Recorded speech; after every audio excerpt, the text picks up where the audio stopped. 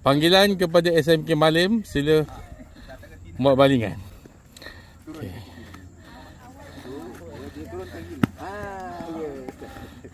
Okay. Nampak keseriusannya. Cikgu lepas dari. Cikgu lepas landau. Saksikan. Okey. Cikgu lepas mana cikgu? Kenalkan diri. Kevin Mazin. Oh, dekat saja Bang Jasin Terbang. Okey Okey, Mak.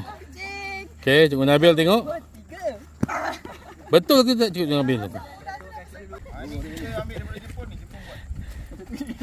Duduk. Itu kawat kaki. Itu kawat kaki, betulkan kawat kaki. Betul cikgu, betul. Cik Zul kaunselor kita. Cikgu Nabil tengok. Macam mana yang betul ni?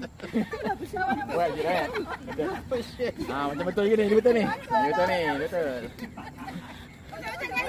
Dia betul tu. Ni lain. Cikgu apa sekolah mana? Cikgu apa sekolah mana? Lepas mana Cik Zul?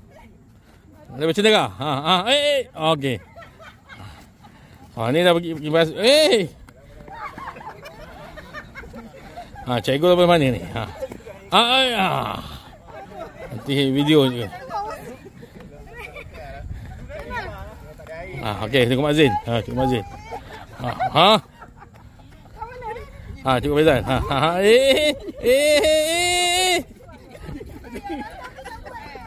Saya dah jadi official.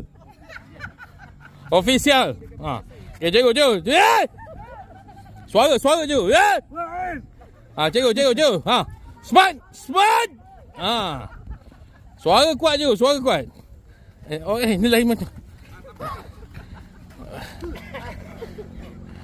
Macam perangai dia. Ada suara tu. Cikgu sedari. Ya. Time. Cikgu Faizal. Ya. Okay, time. Cikgu tak cikgu. Tak apa. Biar. Time. Tak apa. Yang tu saya malas. Yang lain boleh kang. Yang lain boleh. Saya bila nak jadi kang. Saya ni mengandung. Memang buruk perangai kan kau nampak. Kau mengandung dekat sana. Lain. Tengok. Saya tengok cikgu Kita saksikan cikgu-cikgu daripada sekolah menengah